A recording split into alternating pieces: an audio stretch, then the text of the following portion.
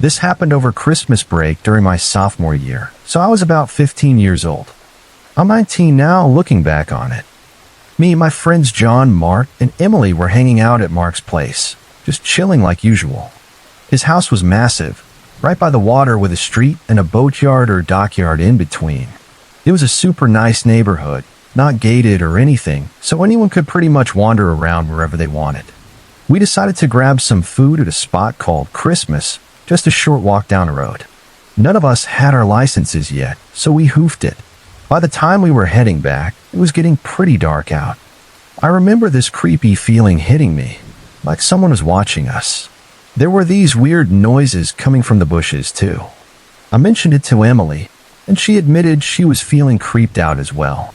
But by the time we got back to Mark's place, I kind of brushed it off. His house was huge, 3 stories, with a garage you could enter using a number code. We made a dumb mistake and left the garage door open, but the house had an alarm system that'd beep twice whenever someone opened a door, which ends up being important later. We headed downstairs to the game room to hang out and play with Mark's new puppy. The little guy wasn't potty trained yet, so he was kept in a gated area downstairs. After a bit, we went up to the 3rd floor to watch a movie. Not long into it, we heard those 2 beeps from the alarm, signaling someone had opened a door. Mark's family wasn't supposed to be back for hours, and the puppy downstairs started losing it, barking like crazy. Then we heard footsteps. At this point, we were all freaking out. Even the guys, John and Mark, weren't acting any braver than me and Emily.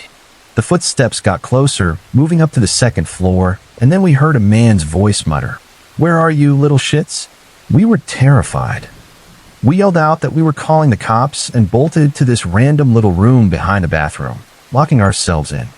I've never been that scared in my life. I think it was John who dialed 911. The guy must have gotten spooked because by the time the police showed up, he was long gone. They found the door from the garage to the house wide open, though. I went home that night and just bawled my eyes out. The whole thing made me super paranoid about leaving doors unlocked. I still have no clue what that guy's intentions were, but they sure as hell weren't good.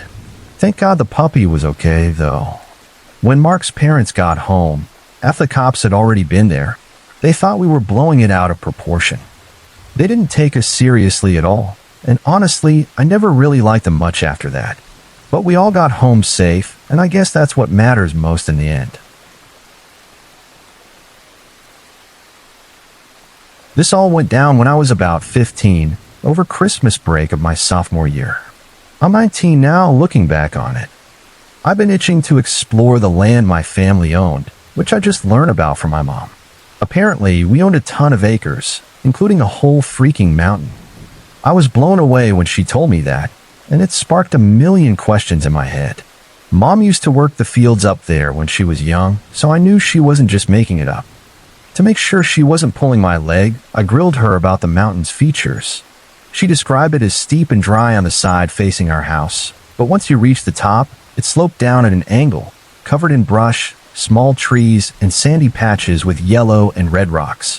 When the land flattened out, it turned into this open forest, not too dense, with big patches of grass and bushes. Beyond that, it sloped steeply again toward another small town. I also asked about the wildlife to rule out anything normal that could explain what I'd encounter later. Deer, coyotes, wolves, wild dogs, that sort of thing. Mom confirmed those were around, but nothing too out of the ordinary. I also checked with her about my grandma's stories, which she swore were legit, including one about hearing chains dragging in the dirt for nights on end, so creepy it made her refuse to walk home alone ever again. Anyway, my grandma was always pushing me to be adventurous, so I decided to hike up that mountain. Mom was hesitant, but let me go after hooking me up with some basic survival gear and her old dog, Pippi. Now, Pippi wasn't your average dog. He was a border collie mixed with something that made him a total beast, super protective, vicious when it came to guarding his territory, but useless at anything else. He passed away from old age by the time I was writing this, but back then, he was my trusty sidekick. We set out early in the morning, right as the sun was creeping up over the horizon. My plan was to scout the downward sloping area and maybe check out the forest beyond it. Pippi was in his element, patrolling around me, occasionally tearing up some flowers just for kicks. I was flipping over rocks, looking for anything cool to bring back. The climb was slow, but we made it to the sloped area. I flipped over a flat yellow rock, and that's when things got weird. It was dead silent, no wind, no birds, no nothing. I glanced around to check on Pippi, and right then I heard a loud snap from the direction of the forest. I blinked, shook it off, and kept going. Pippi seemed fine, wagging his tail, ready for whatever came next, so I figured it was no big deal. We started moving toward the forest, but something felt off, not scary, just wrong. The light wasn't reaching far into the trees, even though they weren't packed tightly together. I chalked it up to the angle of the sunlight and the rising heat making the air thick with moisture, creating this dark, heavy vibe. I kept walking, but Pippi's behavior started to change. His eyes kept darting toward me, like he was questioning why the heck we were still going. I thought he was just worried about being far from home, but then he started snapping his head toward the forest, back and forth over and over. Finally, he froze, staring straight into the trees, not moving a muscle. That's when I knew something was up. I figured a predator might have been stalking us, so I signaled Pippi to turn back, and we started heading out. Every few steps, though, he glanced back at the forest, keeping me on edge.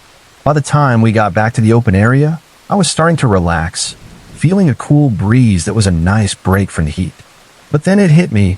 There hadn't been any sounds the whole time up there, except for me, Pippi, and that one snap. No wind, no animals, nothing.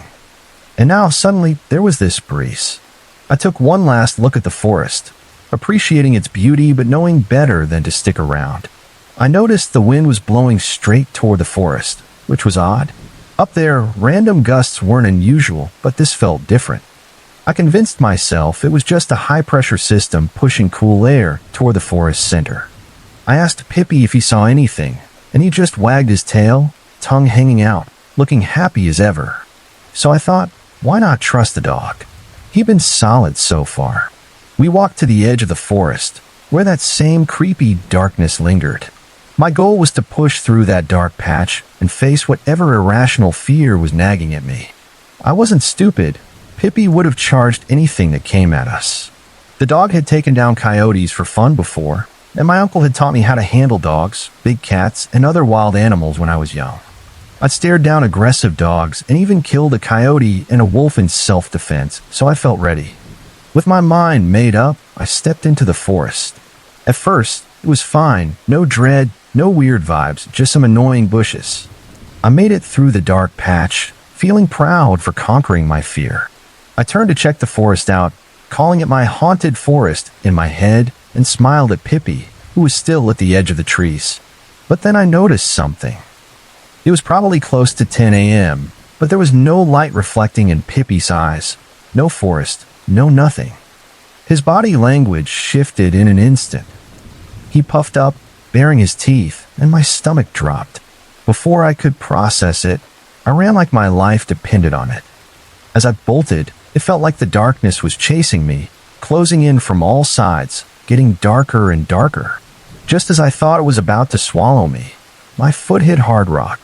I spun around, ready to fight or die, scared out of my mind and about to lose it. But there was nothing, just the forest and a calm breeze. Pippi let out a soft whimper, and I backed away, keeping my eyes on the forest while making sure he stayed in my sight. I glanced toward the edge of the mountain, down toward our house, and saw my mom nervously scanning the area with binoculars. I waved, beyond relieved, and made my way back down, visibly shaken. I told her I needed to talk to Grandma. Mom thought I'd probably seen a wolf or some freaky natural phenomenon, but when I got to Grandma, she didn't have her usual quick answer. She looked sad and said she didn't know what it was, and the only person who might have had answers, my great-grandmother, had passed away not long ago, just shy of 100. We both felt a heavy weight, and she hugged me tightly. I still had so many questions about that forest. Talking with my family recently brought up even more stories, like one about cursed or bloody gold tied to my grandfather's murder, but that's a tale for another time. All I know is there's something up there in that forest, and I'm not sure I want to find out what. Back in 1983, I was just 4 years old, happy, trusting kid who didn't know much about the world. That changed one Thanksgiving when we visited my mom's side of the family at my grandparents' house. I was the only kid there, so after everyone finished eating, I got bored out of my mind. I begged my dad to take me to this big, well-known park nearby, famous for its giant animal-shaped play structures, a penguin with a slide in its belly, an elephant you could climb with a ladder, a kangaroo you could bounce in, you get the idea. My dad, probably eager to escape the crowd of in-laws he barely knew, jumped at the chance. My mom's family was super tight-knit, cousins, aunts, uncles, great-grandparents, and their friends, all chatting like they'd known each other forever. Dad was kind of an outsider, so he was happy to get out. We pulled up to the park, and it was buzzing with kids running around, parents keeping an eye on them here and there. Dad told me he'd watch from the car and to go have fun with the other kids. I hopped out of the back seat and made a beeline for the penguin slide. I was having a blast, bonding with random kids like kids do, just flocking together and playing without a care. I ran from the slides to the swings, full of energy, until I got a little tired and plopped down on a bench. I'd only been there about 15 minutes, figuring we'd stay for a few hours. That's when I noticed him, a man who stood out even to my 4-year-old brain. He was wearing a trench coat and a matching hat, looking around and staring at different kids. Something about him felt wrong. In my kid mind, he reminded me of Inspector Gadget, but not in a fun way. I got this gut feeling he was looking for a kid who was alone, and then his eyes locked on me. My dad was parked a few hundred yards away, so this guy must have thought I'd somehow shown up to the park by myself. I tried to keep playing, but the joy of the day was sucked right out of me. I went down a slide, and there he was creeping closer like some kind of ghost, watching and waiting. The fear got to be too much, so I bolted back to the car, diving into the back seat and ducking down to hide. I told my dad I was ready to go back to my grandparents' house. As we pulled away, my curiosity got the better of me, and I peeked out the back window. He was still there, staring right at me, making a come here motion with his finger and smiling this creepy smile. I ducked even lower and stayed that way until we got back to my grandparents. I don't know why I didn't tell anyone. Maybe I was scared he'd find me, or that no one would believe me, but I kept it to myself and tried to forget. Fast forward to 1986, and my parents and I moved into a low-rent apartment. Everything was fine at first, until I noticed our neighbors had moved out and someone new had moved in. Guess who? That same man. The second I saw him, it all came flooding back. I freaked out, but for some reason didn't say anything to anyone. I tried to avoid him, hoping he wouldn't recognize me from that brief moment years ago. But I was wrong. The moment he saw me, I could tell he knew exactly who I was. His narrow face lit up with this sick look of recognition. From then on, I stopped playing outside alone and only went out if my parents were with me. A few months later, I noticed something weird. The guy had a boy with him, about my age, who looked terrified. I barely saw the kid, but when I did, the man always had a tight grip on him. My mom, completely clueless that this guy was a creep, basically the boogeyman in my mind, suggested I go next door and ask to play with what she thought was his son. No way in hell was I doing that. I flat out refused without explaining why. I kept seeing the boy a few times over the next few weeks, and he always had this look like he wanted to say something but was too scared. It still haunts me. I feel guilty for not speaking up, even though I was just a kid and terrified for my own safety. The last time I saw the boy, he was in the man's old cream-colored 60s car, crying and looking like he was out of his mind. I buried that memory deep too much for my kid brain to handle. We moved away soon after, and so did he. I thought that was the end of it, growing up and leaving those memories behind. By 3rd grade, I was a bit older, a bit bolder, thinking I was a big kid. My parents took some photos of me just being a kid, playing normal family stuff. We had them developed at a local grocery store, and they got left on the dashboard of our car. One day, we went to a park in my city during the summer. As we were walking around, I spotted him again, that same man. He looked rougher this time, his long coat all worn and dirty, like he was homeless or down on his luck. Part of me was scared, but another part felt weirdly satisfied seeing him like that. Then I saw him saunter over to our car. look around, grab something, and take off. It was the photos of me. My parents yelled, upset, but we were up on a rocky hill, practically a cliff with a 30-foot drop. By the time my dad got down there, the guy was gone. My parents chalked it up to some random crazy person, not realizing it was the same guy we'd seen before. I knew better, though, and it freaked me out knowing he was still so close, stealing pictures of me after all those years. By 1989, we moved to a different house in the same city. I was bigger, more aware of the world, good and bad. One summer night, around 1 a.m., we were driving home from a late night at my parents' friend's place. I was wide awake, staring out the window, soaking in the sights. Then, out of nowhere, there he was again, the same man, dressed in that same winter coat and hat, even though it was summer. I almost screamed but stayed quiet, sinking low in a back seat, praying he didn't see me. He was walking fast, like he was on a mission. My parents noticed him too, commenting on how weird it was to wear a coat like that in the heat, but they didn't connect the dots that this was the same creep we'd seen before.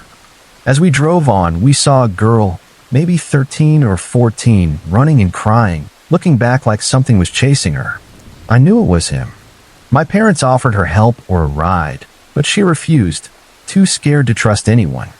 I don't blame her. Whatever that guy said or did must have put the fear of God in her. That was the last time I saw him. Sometimes I feel the urge to dig through old newspapers, the internet, or phone books to figure out who he was, what he did to that boy or others. I start looking, but I never find anything solid.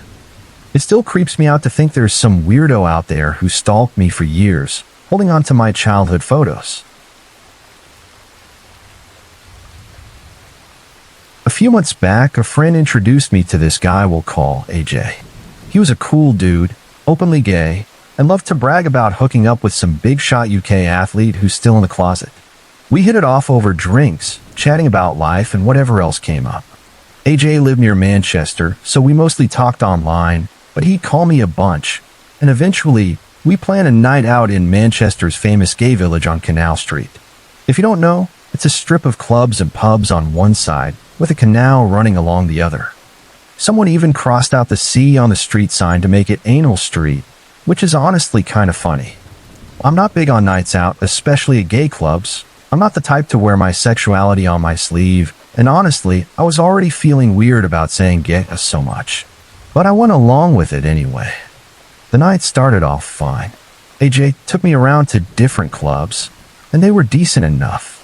People were dancing, having a good time, though some looked at me like I was fresh meat, which was a bit uncomfortable.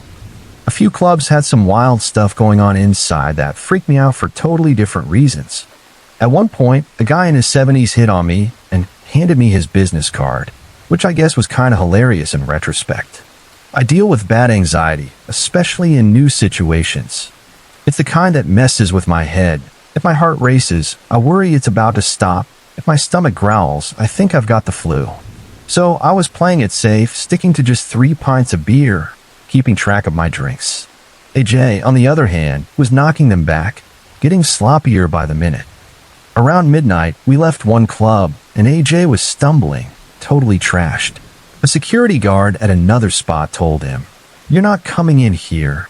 AJ didn't say a word, just shoved the guard hard and stormed into the club. Next thing I know, he's getting arrested. Great. Now I'm stuck in a city I barely know. My guide's drunk and in cuffs, and there's no train home for another 6 hours. It was summer, but there was a chill in the air, so I decided to duck into one of the quieter clubs, quiet being relative because it was still loud as hell. I grabbed a beer and found a table in the back, tucked away in the dark, just trying to chill and figure out my next move. Then this guy shows up and sits at my table.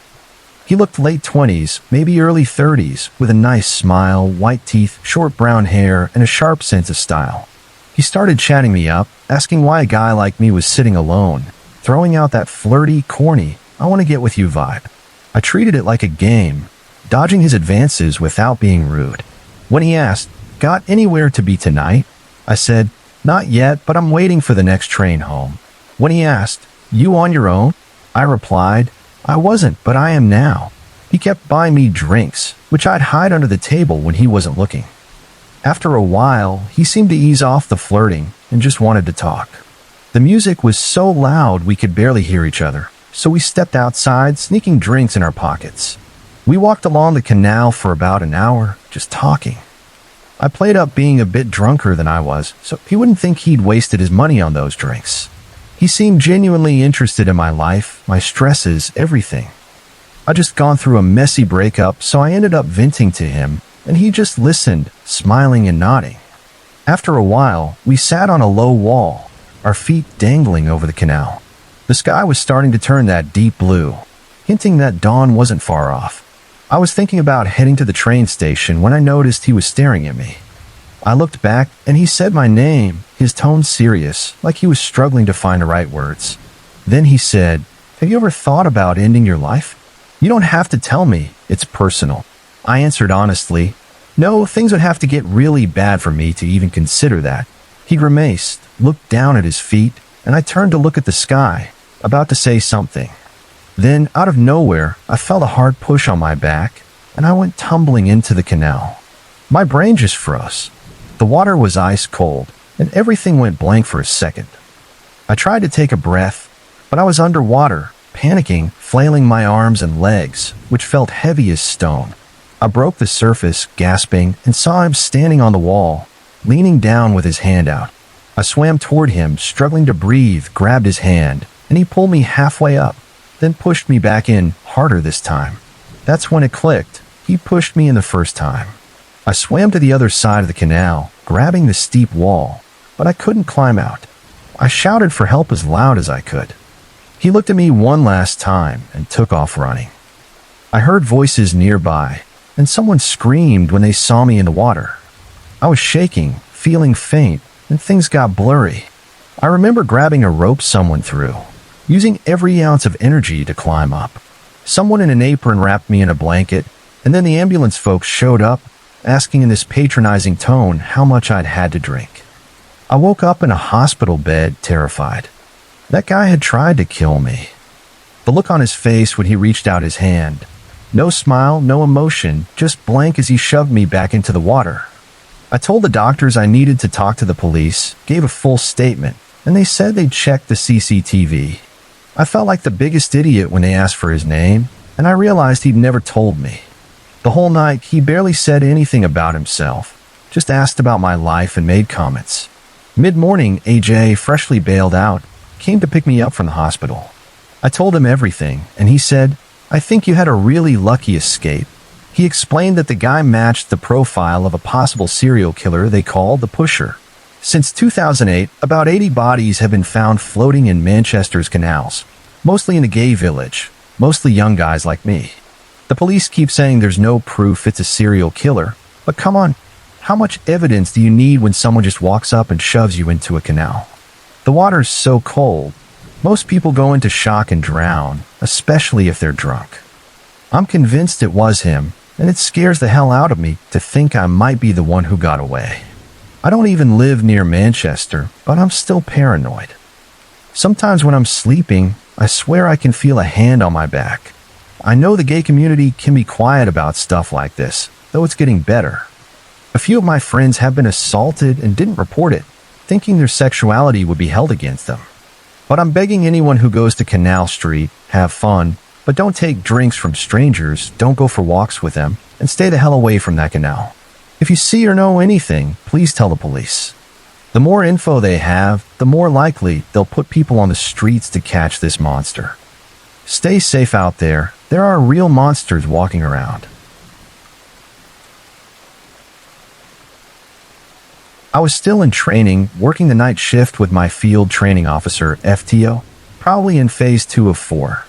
We got a call to head to the southern end of the city, a dark cove tucked up against a mountain.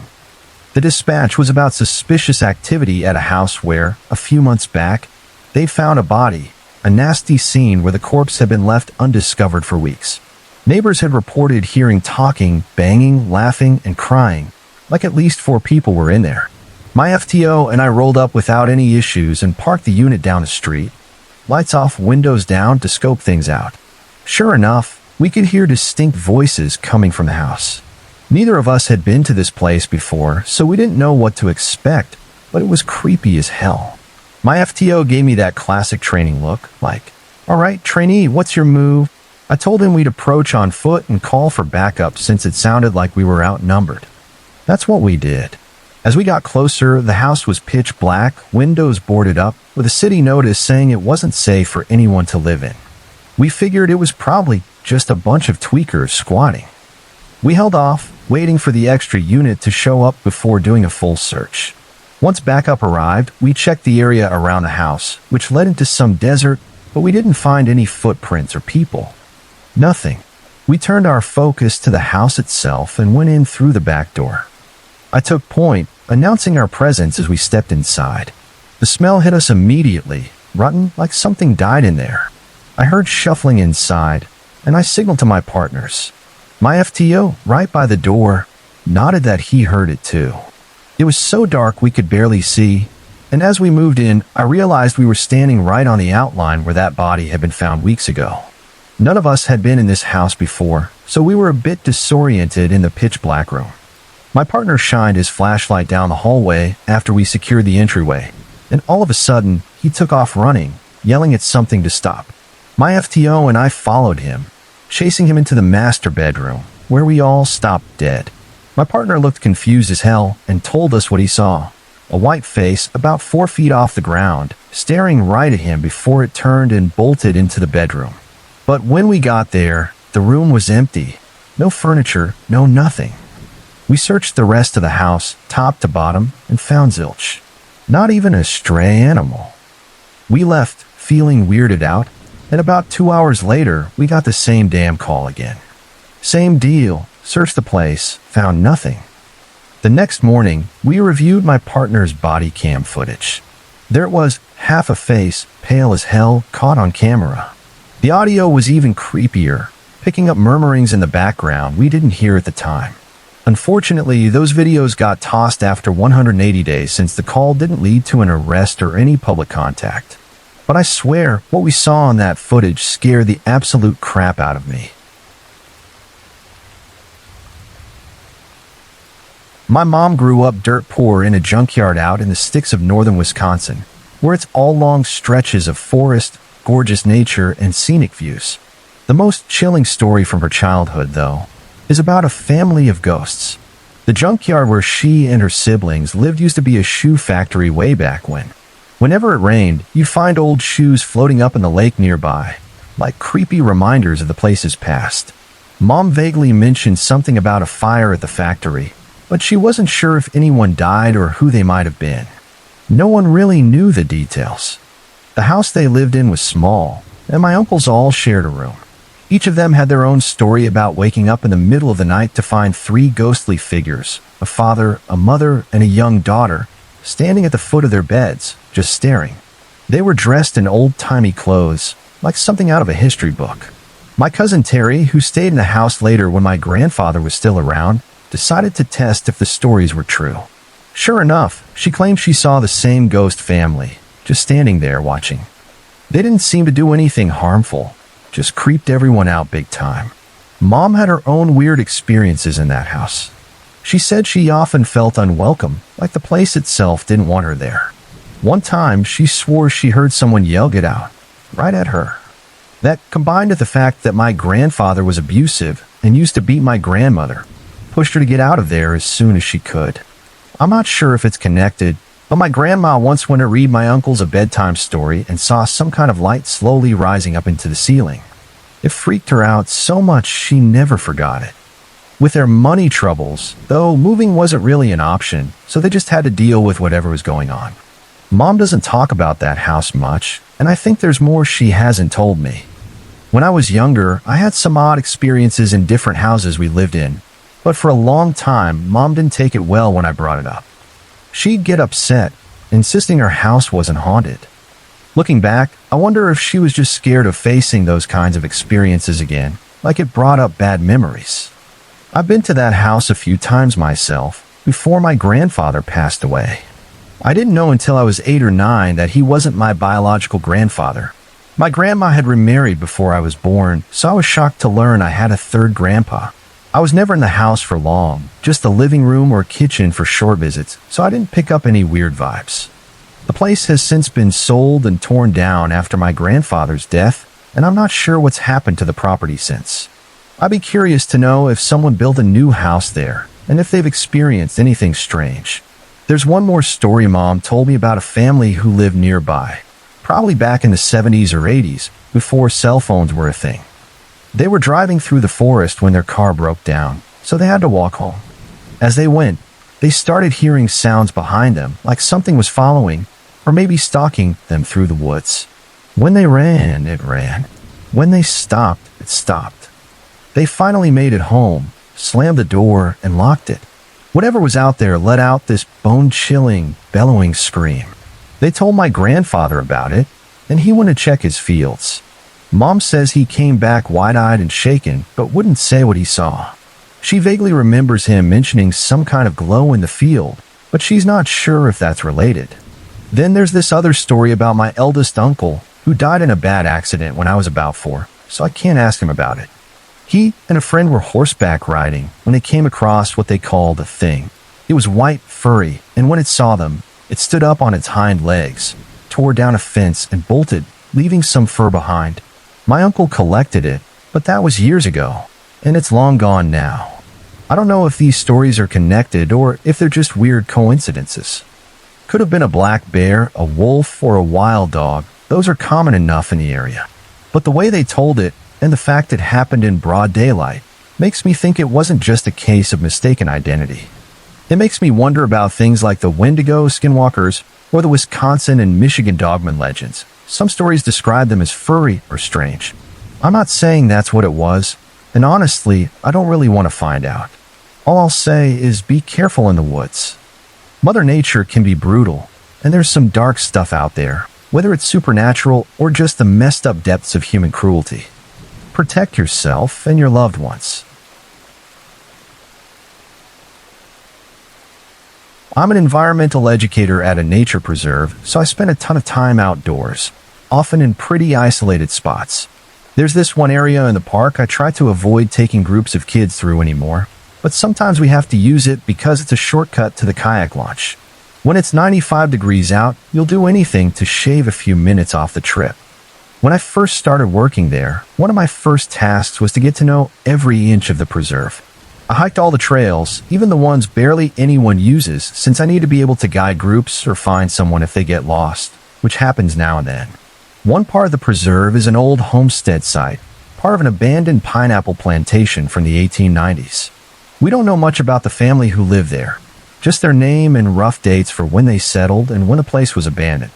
This is southern Florida, and there are tons of these old homestead sites around.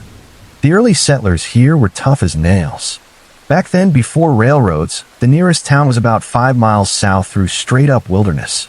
No real roads, just mosquitoes, panthers, bears, and bad water. The water table's high, so fresh water could easily get contaminated by salt water. You had to be a badass to survive out there. One of my first days on the job, I decided to hike through the Homestead Trail. About half a mile in, I started getting this really weird vibe. I've always been pretty tuned into my surroundings, and after spending so much time in isolated natural areas, I know to trust my gut when something feels off. Usually, it means my brain's picking up on subtle cues, like faint rustling that might signal a snake or another animal you don't want to mess with. Even though panthers are rare now, we've got aggressive wild boars and bobcats roaming around. So I stopped dead in my tracks, went quiet, and scanned for any warning signs. No tracks, no movement, nothing. But that bad feeling stuck with me, heavy in my gut. I shrugged it off and kept going, but the trail got narrower, and the uneasy vibe just kept growing. It felt like I was being watched, maybe followed. This was such a remote spot that the chances of another person being out there were slim, but not impossible. I stopped every few steps, listening hard, but there was nothing. No sounds at all, not even birds. I was sweating, my heart racing, and one thought kept looping in my head. You're not welcome here. You need to turn around. I tried to brush it off, telling myself I was just jittery from the new job. But when I hit a bend in the trail, my feet just wouldn't move forward anymore. That voice in my head got louder. "You're not welcome here." Then I heard a loud crash behind me. I whipped around, but there was nothing. No animal, no person, nothing. The vegetation was sparse enough that I would have seen something if it was there. That was it for me. I turned around and got out of there, chalking it up to nerves or maybe just being a wimp. I tried to forget about it. About a month later, I was leading a group of campers to the kayak launch, and I decided to take them through that same trail to save about 10 minutes. When we got to that bend, every single kid went quiet. These were 9-year-olds at summer camp, and let me tell you, they're never quiet. I looked back at one kid who seemed scared out of his mind. He looked me dead in the eye and said, "I don't like it here." I asked him why, and he said, "I just feel like we shouldn't be here." I couldn't turn back at that point, so we hustled through to the kayak launch. We made it fine, but we were all on edge. A week later, I took another group through the same trail, and the same thing happened. The kids went silent at that bend, and I got those same bad vibes. That whole summer, every time we took that shortcut, the kids would clam up, and I'd feel that same heavy unease. These days, I avoid that stretch of trail whenever I can. It's just a gut feeling, but I've only felt that kind of instinct that strongly a few times in my life. I don't know if it's something paranormal or just something else out there, but it's hard to describe. Whatever it is, it doesn't want people there. No one's ever been hurt as far as I know, but it makes everyone feel the same way, like you're not welcome. When I turned 18, I moved into my boyfriend's house, a pretty average-looking older suburban place where he lived most of his life. He mentioned offhand that there was a ghost in the house he used to see as a kid. Being young and obsessed with the paranormal at the time, I got super excited and decided I was going to contact this ghost. I went all in, buying an EVP recorder and an EMF reader to help me out. My boyfriend said the garage, the upstairs hallway, and the closet in my room were the hot spots for activity. I started in my room setting up my gear, but at first I got nothing. No responses, no weird readings. Then one day I was recording with my EVP, asking questions, when my cat wandered up and meowed. I said her name out loud, and when I played back the recording, I heard a faint man's voice repeating her name, followed by her meowing again, like she was responding to it. I was thrilled. I hung up a beaded curtain in my room and started playing a game where I'd ask questions and tell the ghost to move the beads for yes or stay still for no. It actually worked pretty well, and I thought, hey, this ghost seems kinda chill. But a couple of weeks, maybe a month later, things started to shift.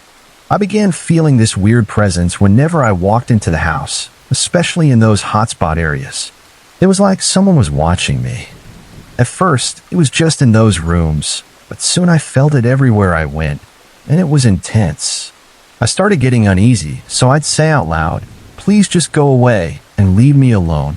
For a while, that seemed to work, but eventually, it stopped listening. Things escalated, and I don't know how it got so bad so fast. It started small, footsteps pacing upstairs between 3 and 5 a.m., soft knocking sounds here and there, and one chair that kept getting moved to the same spot every night. Most people might have brushed it off, but I was so into the weird stuff that I kept talking about it, almost obsessed. One day, I was in the garage with a group of friends, and I saw it for the first time. It wasn't what I expected. This brownish-yellow, murky blob appeared in the doorway and started moving toward me. I glanced around, but none of my friends seemed to notice it. The blob stopped right next to me, and this overwhelming sense of dread and fear hit me hard.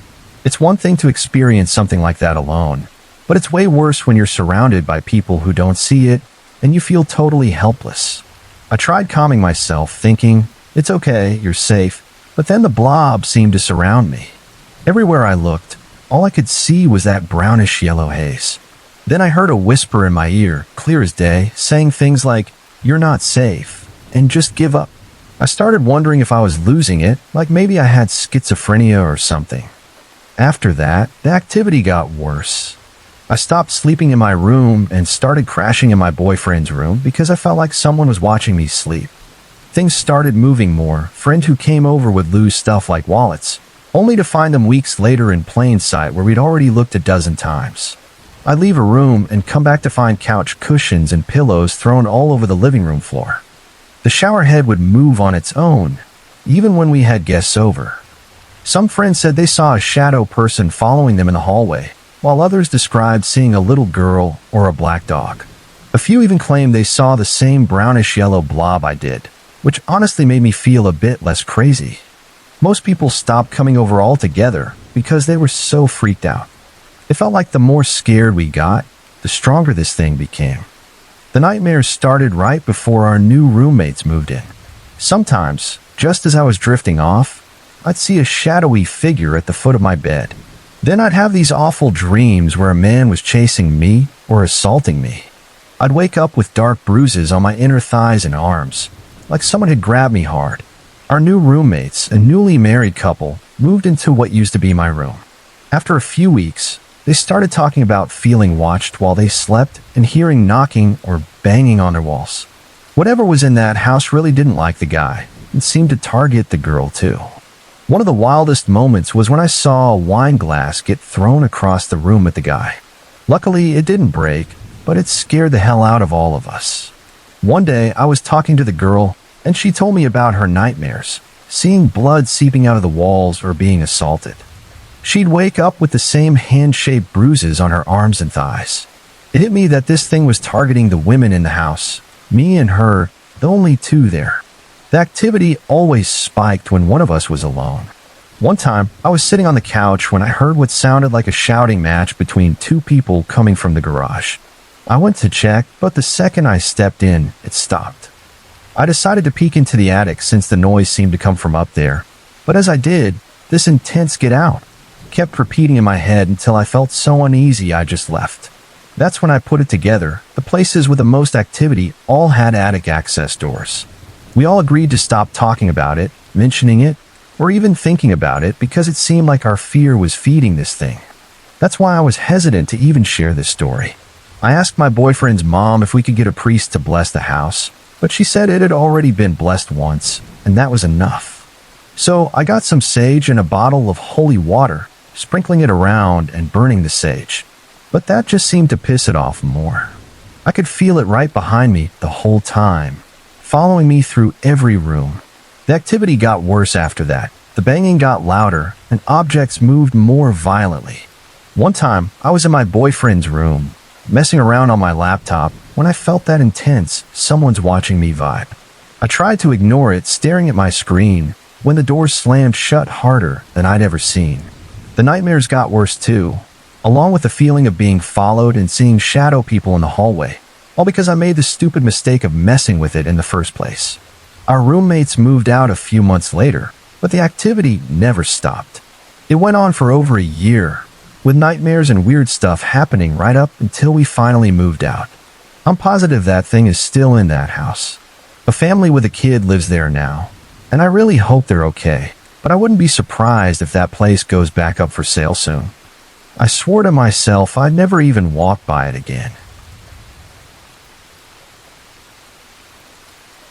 Back in January 2012, I bought a horse and started boarding it at this old barn, a small, tight-knit place that had been around since the 60s, surrounded by thick woods. It was a friendly community, not far from where I lived, with 3 barns and a bunch of trails weaving through the trees out back. By June, I'd added a second horse to the mix and was there every single day, no exceptions from about 2 p.m. to 10 p.m. I'd feed the horses, take care of their needs, and ride one most nights, usually in the arena but sometimes in the barnyard. There were no field or arena lights, so I'd rely on the moon and stars to see. One evening around 5 p.m., I was sitting on my horse, just letting her stand there, when she started snorting and backing up out of nowhere. I looked up and saw this white or gray creature crawling out of the woods toward us. It had a small round head with these pit-like eyes, barely any mouth to speak of, and long thin arms with spindly fingers. Its ribcage stuck out like it was starving, and its legs were long and bony. The way it moved was jerky, not smooth at all, like something out of a horror movie. My horse, who's normally dead calm and never spooks, she's a stubborn old gal, freaked out and bolted out of the arena. I'd never seen her act like that. She refused to go back in that night, so I walked her around the barnyard, sticking close to the main barn. I peeked into the arena later and saw nothing except some weird footprints where the thing had been. All summer, I kept seeing it. Sometimes it'd be peeking out from the woods, almost like it was dancing or swaying near the gate that led to the trails. One night, about a month later, around 9 p.m., I was riding in the front pasture under a bright full moon. I glanced to my left and saw the creature running full speed alongside me, just on the other side of the fence. I slowed my horse to a stop, and it darted around the barn and into the woods. I kept catching glimpses of it, mostly in the trees, all through that summer. In 2013, the barn shut down after the owner passed away. We moved the horses to a friend's place temporarily, and I didn't see the creature there. By late summer or fall, I found a new barn, also backed by woods, but this one had arena lights and was a bit newer. About a month in, I was getting ready to leave one night when I heard something in the woods again. I looked down the barn aisle and saw that same creature running down the road into the trees. I didn't see it as often for a while, but by fall 2014, it started showing up again in the back pastures and woods, darting in and out of the tree lane. I even saw a second one sitting in a neighbor's yard, always in the same spot, just watching me ride. I started taking pictures, but they were grainy and terrible quality. I sent them to a friend who said he and some others had seen it too. It kept showing up now and then, but always from farther away than at the first barn. One time, I went with a barn owner to another farm to pick up some stuff, and I saw a massive version of the creature sprint out from the woods, right behind a tree just 10 feet from me. I was alone by the trailer, and it scared the hell out of me. Last November, I was out at the barn around 2 a.m., filling water troughs and enjoying the full moon. I was sitting in the back pasture when 3 of those creatures came out of the woods. One got close to the trees near the trough where I was, while the other 2 just walked along the tree lane. The horses were calmly munching their hay, far enough away that they didn't seem bothered. I messaged my friend about it, and since that night, I haven't seen them much. Last summer, though, I saw one outside my house, staring into the windows. A few weeks ago, I heard one outside my bedroom window, tapping and making this faint, eerie, shrieking sound. As far as I know, it's never tried to hurt me, but it's made me feel unsafe and on edge plenty of times. Over the years, I've learned to push the fear to the back of my mind and just keep going. A few years back, I was stationed in Okinawa as a naval military police officer, and let me tell you, I had one hell of a weird week. There's this festival in Okinawa every May where they believe their dead ancestors come down to visit and, well, kind of run wild for a week. It's called Obon or something like that, and it's intense. People don't even go swimming during this time because the spirits might supposedly drag you under and drown you. Yeah, it's that kind of strange. I was on duty one night when the festival kicked off. I was posted up all by myself at this little guard shack, just minding my own business. I heard what sounded like a parade going down the street nearby, so I radioed my Japanese buddy to ask what was up. He told me it was the official start of the festival, the moment they call down the spirits. Cool, I thought, just some cultural stuff. Not 5 minutes later, I'm sitting on the john in this tiny, isolated shack, nobody else around since I control the gate, and out of nowhere, there's this loud bang, like someone straight up kicked the door. I froze, heart racing, but there was no way anyone could have gotten in without me knowing. I brushed it off, chalking it up to the wind or something, but I'll admit, it shook me up a bit. Later that night, I was out on patrol, driving my vehicle around the base. This place is pretty barren, just a few small patches of jungle, maybe 2 or 3 other guys on duty total, and it's the middle of the night, so it's got this eerie vibe. I'm cruising along, bored out of my mind, letting my thoughts wander, when I swear to God, I saw something. A naked little Japanese boy, pale as a ghost, darted across the road and into one of the small jungle patches. It was so fast, like a blur, but I could have sworn it was a kid. He looked weirdly familiar, like that boy from The Grudge or some creepy movie. I slammed on the brakes, my heart pounding, and pulled over where I'd seen him disappear. The visibility was decent since it was almost a full moon, so I scanned the area, hoping to catch another glimpse. As I'm staring out the passenger window, I catch something in the reflection of the glass, something right by my side of the car. Before I could even turn my head to look, whack, something smacks my driver's side window hard. It was like a jump scare straight out of a cheesy B-horror flick. I yanked my pistol out, jumped out of the car, and started shouting commands into the darkness, acting like I knew where the hell this thing was hiding. I searched the jungle patch with my flashlight and service weapon, sweeping every inch, but there was nothing. Nobody. Not a single trace. I know I saw something, and I know I heard that whack against my window, but there was no one there. My mind went straight to the paranormal. I've always been a hopeful skeptic, never fully bought into ghosts or spirits, but I was always open to something changing my mind. And now here it was right in front of me. It was a weird mix of fear and excitement, like my brain couldn't quite process that something was there, but invisible unless it wanted to be seen. I didn't tell anyone at the base about it, just my close friends, because, you don't want to be that guy. But as the week went on, things just kept getting stranger. 2 days later, I'm chilling in my room at around 2 a.m. My place is set up with 2 bedrooms off a shared common room, and my roommate, also military police, was working a shift at a different base that night. So it's just me, sprawled out on my little leather couch, trying to unwind. All of a sudden, I hear the outer door, the one leading from the hallway to the common room, creak open. I nearly jumped out of my skin because my roommate wasn't due back for another 4 hours, and I was already on edge from all the weird crap that had been happening. I heard footsteps, like someone walking in a slow circle around the common room, and then I heard my roommate's door unlock and open. I'm thinking, what the hell is going on? I grab my spare key, march out to the common room, unlock his door, flip on the light, and nothing. The room's empty. Nobody's there. Now I'm starting to freak out a little.